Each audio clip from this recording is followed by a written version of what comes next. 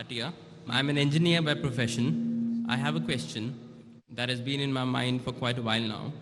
The Noble Quran says, let there be no compulsion in religion. That's point number one.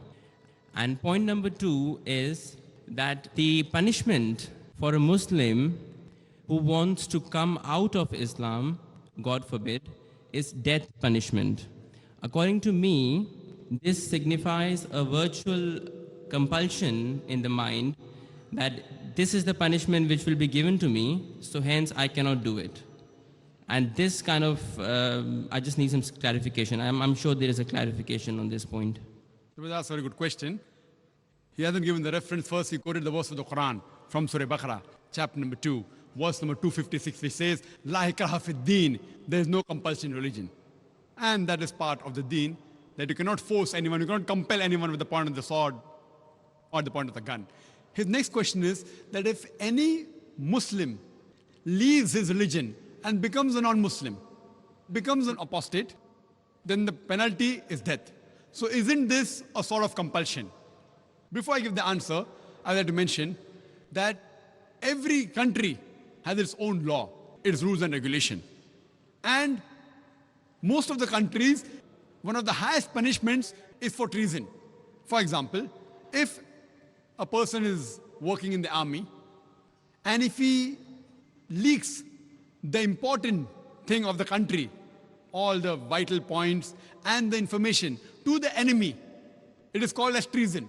Most of the countries, if anyone does treason, sells the important blueprints and documents of the country to the enemy, many of the countries, the death penalty, many of the countries have life imprisonment. So now if I tell that what kind of a country is this, in where I'm compelled by the country not to do certain things, what is wrong is wrong. So here also, if a Muslim becomes a non-Muslim, it's only in the Islamic state of law if that Muslim who becomes a murtad and then propagates his new faith and deceives the people, that's the time this penalty is put. For example, if in a school, if I appoint a teacher, mathematics teacher, she is teaching 2 plus 2 is equal to 4, then tomorrow she teaches 2 plus 2 is equal to 5. So, but naturally I won't keep her in my school. The same way, the punishment for such a murtad in Islamic state, it is death. This will not be called as compulsion. It will be a person who has strayed away from the truth to the falsehood. But as far as making anyone accept Islam, no Muslim can force any non-Muslim to accept Islam at the point of the sword or at the point of the gun. What we have to do is we have to convey the message. If you like it, you accept it. If you don't like it, no problem. Our job is to convey the message. It's mentioned in the Quran, Surah Ghashiyah, chapter number 88, فَذَكِّرْ نَمَّا أَنْتَ مُذَكِّرْ. Our job is to deliver the message. We have to deliver the message in the best way, with hikmah and with husna, with most beautiful preaching. Whether the other human being, non-Muslims, accept or not, it is not under our control. We cannot force anyone to accept Islam at the point of the sword, the point of the gun. But that what you're talking is a different case in a state of Islamic law. Like as I gave an example where a person working in an army, if he sells the secrets of the country, then the penalty is somewhat similar. Hope that answers the question, brother. Right, okay, yeah.